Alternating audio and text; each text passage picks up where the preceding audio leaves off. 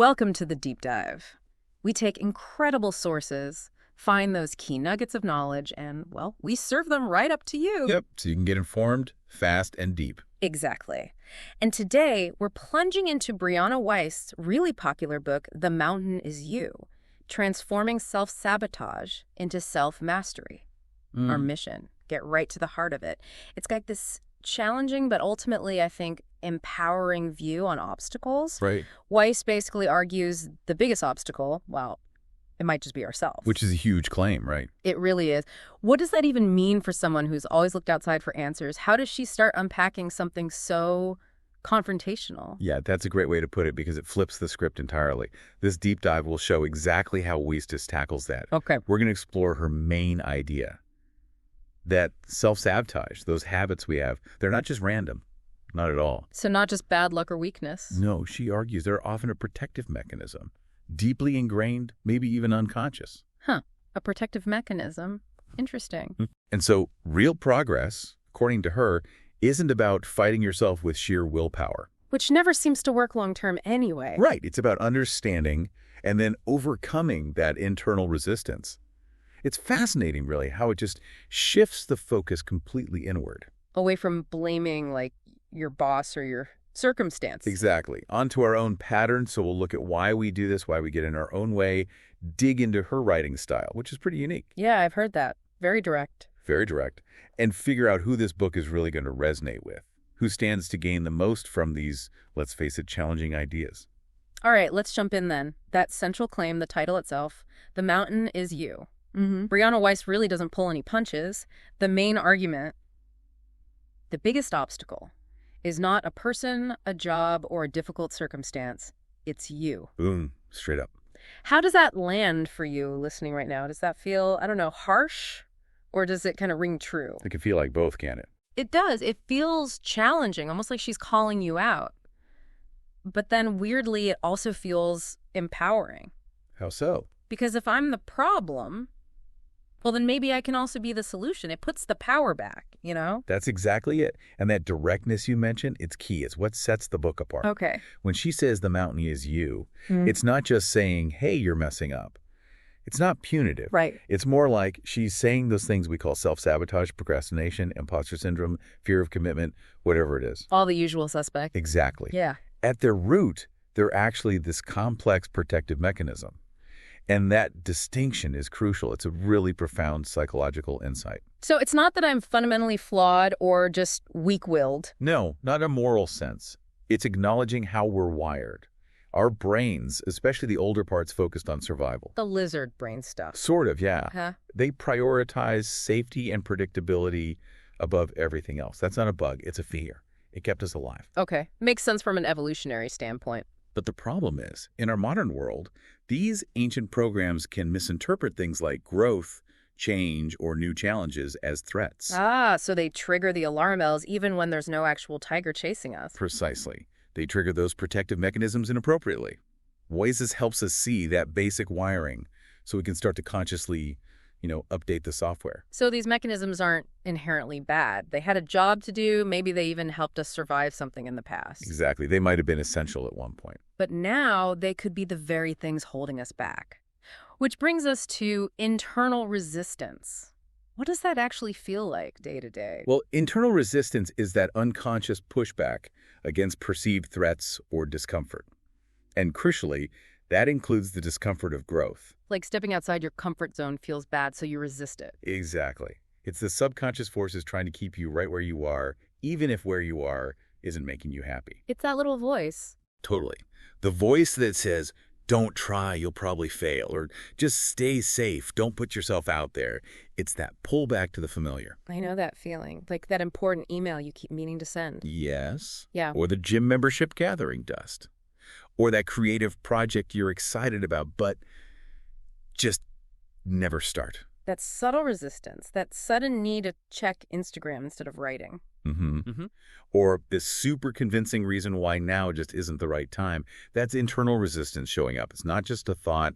It can feel physical, like a drag pulling you back. Wow. Okay, that really changes things. It's not about beating yourself up, but understanding why that resistance is there in the first place. Precisely. If you zoom out, it reframes the whole personal growth journey. It's less like a battle against something external. Right. And more like, I don't know, an archaeological dig inside yourself. That's a great analogy. If self-sabotage is protection, then getting past it isn't about brute force.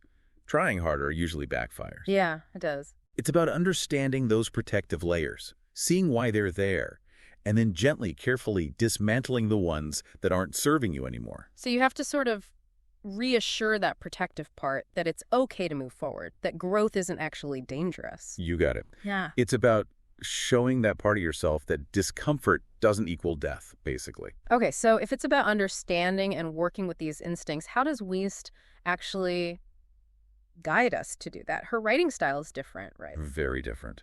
Not the usual self-help recipe. Our source notes called it direct, concise, and lacks the long-winded anecdotes. Yeah, you don't get pages and pages of someone else's life story. Right. Which, honestly, for listeners who find those books a bit overwhelming, this could be like a breath of fresh air. Definitely. It's described as a series of interconnected essays or meditations, so you can just dip in or out. Exactly. You don't need to read it linearly from page 1 to the end. Pick it up, read a section, get a complete thought, put it down. That sounds super accessible.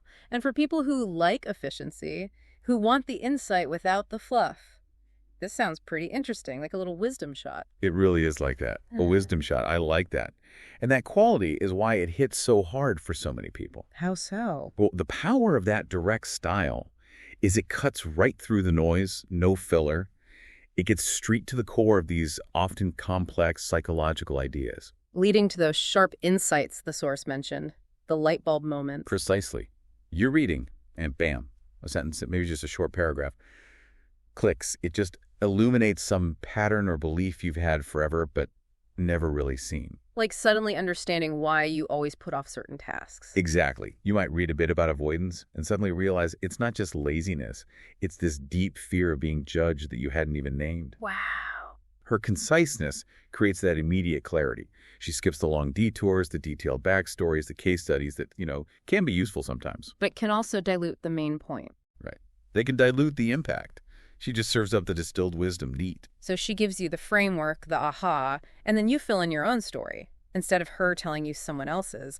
That feels really active for the reader. It is. It helps you connect your current struggles to your deeper, often unexamined fears and subconscious beliefs, and it does it quickly. Because the language is so focused. Yeah, it forces you to engage directly with the idea itself, not get lost in a narrative. It becomes less about her story or some case study. And more about my stuff, my thoughts, my feelings. Exactly. It prompts immediate introspection, which, if you step back, raises that question, what kind of help actually helps you most?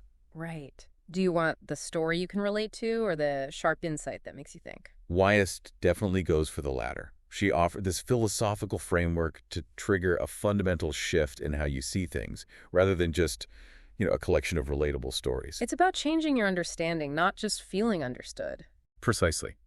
It pushes you to really look at your own internal landscape without the usual distractions. I like that distinction. It's not hand-holding. It's more like holding up a mirror. Yeah, a very clear, maybe slightly uncomfortable mirror. And speaking of uncomfortable truths, the book digs into why we get in our own way.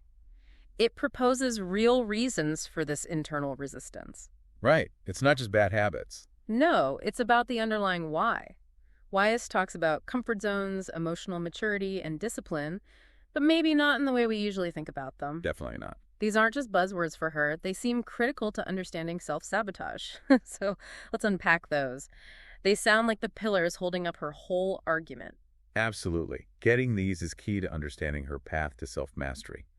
Let's start with comfort zones. Okay. Not just a cozy place, then. No, Wiest paints them more like, prisons of potential sometimes. They're the boundaries we build for ourselves, right? Out of the need for safety, for predictability. And the protective mechanism wants to keep us inside. Exactly. That mechanism operates by keeping us in the zone. It's the whisper of, too risky, or just stay put, it's safe here. Even if safe means stuck and unfulfilled. Even then. Because the unknown feels more dangerous than the known, even if the known isn't great. And it's subtle, right? It's not always obvious you're trapped in one. Not at all. That's the tricky part. Think about wanting to start something new, a hobby, a job application, even just a difficult conversation. Yeah. The comfort zone isn't just a physical place. It's this invisible fence your mind puts up, often through low-level anxiety or those endless rationalizations. I'll do it tomorrow. The timing isn't quite right. Exactly. Or just that vague feeling of dread. It's where the fear of the unknown, even a positive unknown, like success, can feel more threatening than staying put. Huh. Fear of success is a real thing. Definitely. Wiest helps us see this isn't about laziness. It's a deep, often unconscious drive to avoid anything that feels like a threat to our safety or even our sense of identity. So growth requires consciously stepping over that fence. Yes. Recognizing the discomfort isn't danger, it's expansion. Choosing growth over that illusion of safety. Understanding that maybe the biggest risk is not taking the risk. Okay, but just pushing out isn't enough, right? Mm-hmm. That brings us to emotional maturity. How does that help us deal with the discomfort of leaving the comfort zone? If it's all about protection, how do we tell real threats from false alarms? That's a great question. Because our brain's alarm system can be overactive. Tell me about it. So Wiest defines emotional maturity not as like never feeling bad things, not at all. Okay.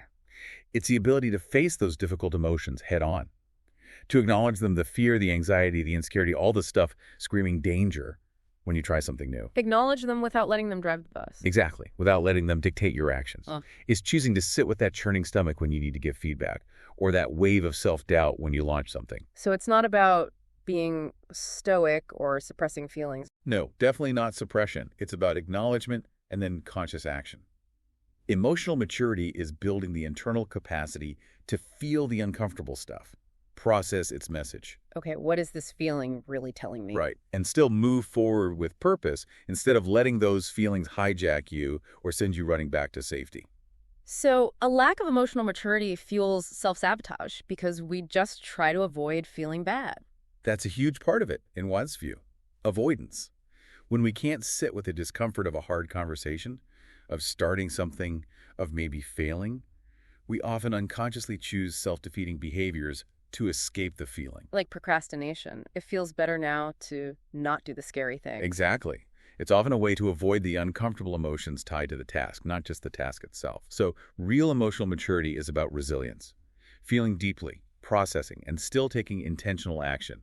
It's self-regulation, not shutting down. That really resonates. The mountain isn't just the task, it's the feeling the task brings up. You nailed it. Which leads perfectly into the third pillar, the true meaning of discipline. Discipline usually sounds so negative, like punishment. Right. Like forcing yourself. Right. Grinding it out. But Wiest redefines it. How does she see it, if not just willpower? Yeah, she really shifts the perspective. For her, discipline isn't about that harsh self-control, forcing yourself to do things you hate. Thank goodness. Instead, she connects it way more closely to consistency, self-respect, and, this is key, aligning your actions with your deepest intentions and values. Aligning actions with intentions. Okay. It's about choosing habits that actually serve your highest self, even when instant gratification or comfort is calling your name. So it's less about restriction, more about intentional choices, like self-nurturing. Exactly. Think of it as a form of self-love even, a commitment to your future self, choosing what you really want long-term over what feels easy right now. Okay, give me an example. Well, discipline isn't just, say, waking up early because you should. It's valuing your goals enough to consistently protect that time for focused work or whatever matters to you. Or not just forcing yourself to eat salad. Right. It's respecting your body and your long-term health enough to make mindful choices most of the time. So, stepping back, discipline isn't punishment. It's making intentional choices that help you grow sustainably. It's the small, consistent actions that build momentum. Yes, and erode the foundations of self-sabotage. It's basically showing up for yourself day after day, not because you're being forced, but because you respect your own dreams. It's the bridge from wanting something to actually doing it. Okay, so let's tie these three together. Comfort zones, emotional maturity, discipline. How do they weave together to explain why we get stuck? Let's use an example. Someone keeps procrastinating on starting their dream business. How does Wiest's framework explain that? Great example, because they really are tightly linked. It's a whole system. So our aspiring entrepreneur. Yep, got the great idea, maybe even a plan, but stuck. Okay, first, comfort zone. Starting a business. Huge leap outside the familiar. Their comfort zone might be the steady paycheck, the known routine. The safety net. Exactly. And those protective mechanisms. They're screaming, too risky. What if you fail? Stay safe. It's not laziness keeping them stuck. It's the brain trying to avoid perceived danger. Okay, so the comfort zone is the safe space where the procrastination happens. Where does emotional maturity fit in? Right here. Starting a business stirs up a ton of uncomfortable emotions. Fear of rejection, money worries, imposter syndrome, shame about potential failure, even fear of success, like we said. All the feels. All the feels. If our entrepreneur lacks emotional maturity, they'll likely try to avoid those feelings. Instead of sitting with the fear, processing it, seeing it as part of the journey. They distract themselves. Yeah. Maybe endless research that goes nowhere. Yeah. Or perfecting the business plan forever. Or suddenly getting very busy with unimportant tasks. The procrastination isn't about ability. It's an escape hatch from those difficult emotions. Got it. Avoiding the feelings keeps them stuck in the comfort zone. So how does discipline, Wiest's version, break the cycle? This is where her redefined discipline comes in. It's not about forcing themselves through misery.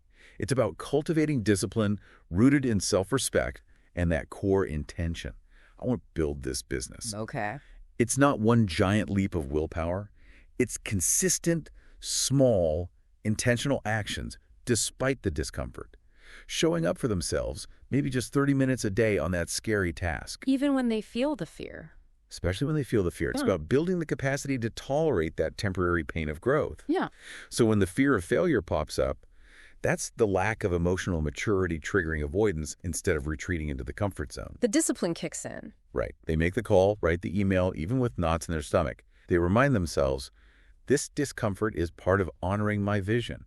It's an act of self-respect. Wow. So the inability to handle discomfort, emotional immaturity, keeps us in the safe zone, comfort zone, and the lack of authentic discipline stops us from leaving. You got it. It's a loop. One feeds the other. That's why the mountain can feel so huge until you see how these pieces interlock. Wiest basically gives you the map to understand the structure of your own mountain. That paints such a clear picture of the why, like finding all the hidden gears in a machine. Mm-hmm. But, no book works for everyone. And the mountain is you, powerful as it sounds, has its potential downsides too, right? Absolutely. It's important to look at those. The source notes mention that intense focus on internal work, on personal responsibility.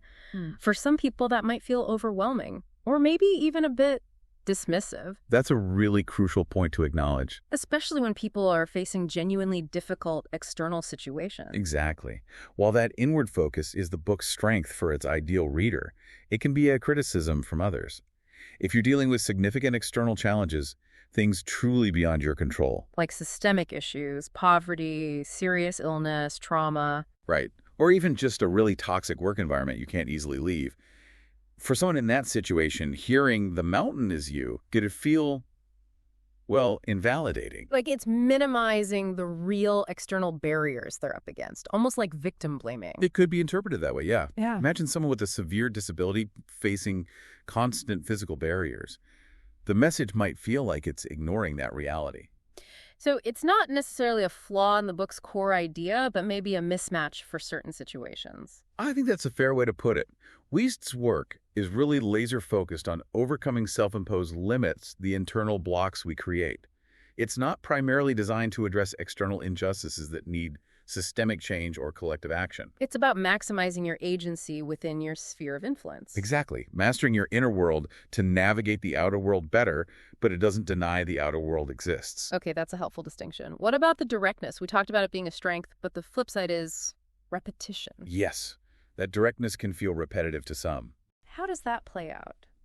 The source says, the core message is reinforced from different angles throughout the text. It's a direct result of that essay-like structure. For some readers, constantly reinforcing the core idea, self-sabotage and protection, the obstacle is incredibly effective. Like hammering the point home so it really sticks. Exactly. It's like a drum beat. Each essay might look at a different flavor of self-sabotage, procrastination, fear, whatever, but it always circles back to that central theme of internal resistance, like chipping away at marble from different angles to reveal the statue. Okay, so the repetition is by design for reinforcement. Yes. But for other readers, It could get old fast. pretty much. If you grasp the main concept early on, you might start wishing for, more variety, more different angles, more related concepts, maybe more practical tools. Because it doesn't introduce a ton of new theories, it just keeps re-examining the main one. Right. For some, that depth is exactly what they need. For others who maybe prefer a broader sweep or more diverse intellectual input, it might feel like it's saying the same thing over and over. Depends what you're looking for. Breadth versus depth on one key idea. Got it. Mm-hmm. And that brings us to the last potential drawback. It's less of a practical guide with step-by-step instructions and more of a philosophical framework. This is a big one for setting expectations. So what does that mean for you, the listener, if you want actionable steps versus if you're looking for that big mind shift? It really makes you ask, what do you want from a self-help book? Exactly. That distinction is key. A lot of self-help books are very how-to. They give you exercises, checklists, 30-day plans. Like, do these 5 things every morning. Right. Wiest's book isn't that. It's not going to hand you a 5-step program to cure procrastination or a specific journaling prompt for emotional maturity. So it's more about the why than the how. It's primarily about the why and the what's really going on inside. It provides the framework, the new way of seeing yourself and your patterns. It's aiming for that fundamental mindset shift. Changing how you understand the problem itself, not just giving you a ready-made solution. Precisely. So if you're someone who reads it and thinks, okay, I get it, but what do I do now? That's a fair question. The book doesn't spell out the do. It's not a manual. Not an execution manual. Mm-hmm. However, for the listener who believes that real change starts with that deep shift in perspective. Someone ready to wrestle with those deeper, maybe uncomfortable ideas about their subconscious. Yes. For that person, this book is incredibly potent. It gives you the intellectual and emotional scaffolding. It provides the understanding needed for you to then figure out your own how. So it empowers you to create your own solutions based on this new self-awareness. Exactly. The catalyst for deep introspection, not a cookbook. It equips you with the fundamental understanding so you can apply it in ways that make sense for your life. That's a really clear way to put it. It helps manage expectations. Okay, so let's bring it all home. What's the final verdict here? Who is this deep dive in this book really for? The source calls it a powerful and thought-provoking read for anyone who feels stuck. Stuck in procrastination, fear, unfulfilled potential. Sounds familiar to many, I bet. I think so. And crucially, it adds it's best suited for those who are ready to stop blaming external factors and start doing the deep, often uncomfortable work of self-reflection. So for you listening, what does that really mean? It means if you felt that nagging internal resistance, that weird pull away from what you want or know you should do, this book might be calling your name. If you feel like you're your own worst enemy sometimes. Yeah. If you've maybe tried fixing external things and it hasn't worked and you're finally ready to look inside, Wiest's work is designed to challenge you. To shake up your usual perspective. Definitely. To help you stop making excuses, maybe, and see your own power, your own agency. It aims to expose those hidden fears and beliefs, the roots of those protective mechanisms we talked about. And while it's not a step-by-step guide. Right, it's not. But it offers this profound roadmap for taking ownership. It gives you the concepts to understand why you might be your own mountain. And if you understand the why, then you have the foundation to start actually moving that mountain yourself. What's really compelling about it is that unwavering focus on internal change. It demands real introspection, maybe more than other books do. But the payoff is potentially huge, redefining your relationship with yourself. And with your potential, absolutely. So we've just unpacked Brianna Wiest's The Mountain Is You. We looked at that core idea. We are our own biggest obstacle. Right, not the stuff outside us. We saw how her direct style cuts through the usual self-help noise to give those aha moments. Those light bulb moments, yeah. We dug into the key concepts. Comfort zones as potential prisons, emotional maturity as facing discomfort, and discipline as self-respect in action. The 3 pillars. And we figured out who this is really for those ready to stop looking outward and start that deep, sometimes tough inner work. It really asks you to confront your mountain, not by trying to force your way over it, but by understanding what it's made of. Exactly. Understanding its foundation within you. And, you know, if self-sabotage really is a protective mechanism, if the mountain is us, then just the act of identifying and understanding that internal landscape, that's incredibly brave. It's not about weakness then, it's about courage. It reveals this huge capacity for self-awareness, for transformation. Which leaves us with a final thought for you to maybe chew on. Okay. What protective mechanisms might be quietly running the show in your life right now? Keeping you safe, maybe? but also keeping you smaller than you could be. And what would it really mean to understand them? Not as flaws to be hated, but maybe as like misunderstood allies that just need reprogramming for who you want to be now. What would that unlock?